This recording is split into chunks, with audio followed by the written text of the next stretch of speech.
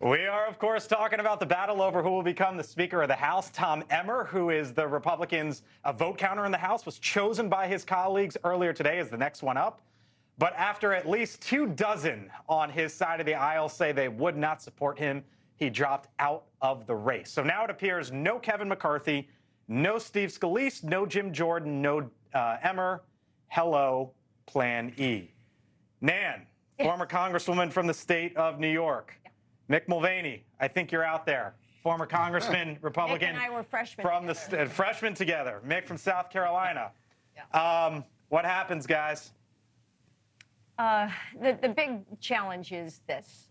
Republicans in the House are more ideological than they are strategic, and that is very clear from this vote, and that is not for lack of members who can obviously be highly strategic, including notably, Kevin McCarthy, who was the Speaker and perhaps will be again.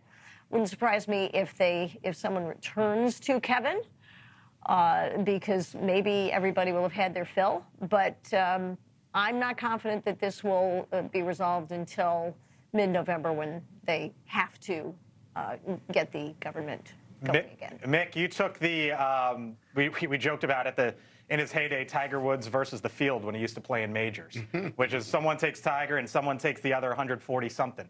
And you took the field and not the 9 who were up before their Republican counterparts saying, I should be the next speaker. Where you stand today?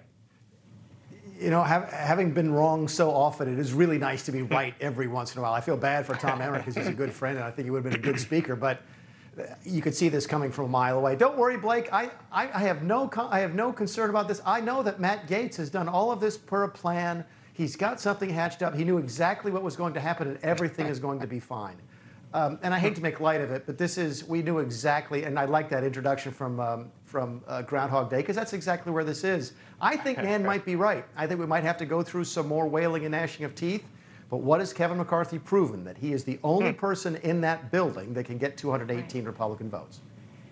Is that where this is going, Ashley? Well, I think we still have McHenry to talk about as well. Patrick McHenry, who's the temporary. Yes, sorry. No worries. I mean, I think that if the Senate truly passes the supplemental next week, and then you're going to have that bill on the House floor, and they're going to have to do something, maybe that will push it enough that McHenry at least gets more power for an amount of time. Not permanent, but maybe through the end of the year, which was what Congressman Kelly and others were going to propose. And maybe Democrats have to bring him across the finish line. You guys enjoying watching this? Yeah, you should. Well, actually, you're not. I'm not enjoying it. I think it's bad for the country. I mean, the Democrats are out there. Hakeem Jeffries is out there. I was thinking, as I was watching the news on Emmer, well, it takes a lot less Republicans to build a coalition with the Democrats to move the country forward, at least in the House, than it does. Because what the Republicans are doing is they keep picking a different speaker, but they're doing the same thing over and over again, and that's idiocy, right? Something's got to change in the dynamic of that 8 to 12 hardliners before they can pick a speaker and make it a Republican speaker. And they haven't figured out that formula because those 8 to 12 simply aren't compromising. But also the configuration keeps changing.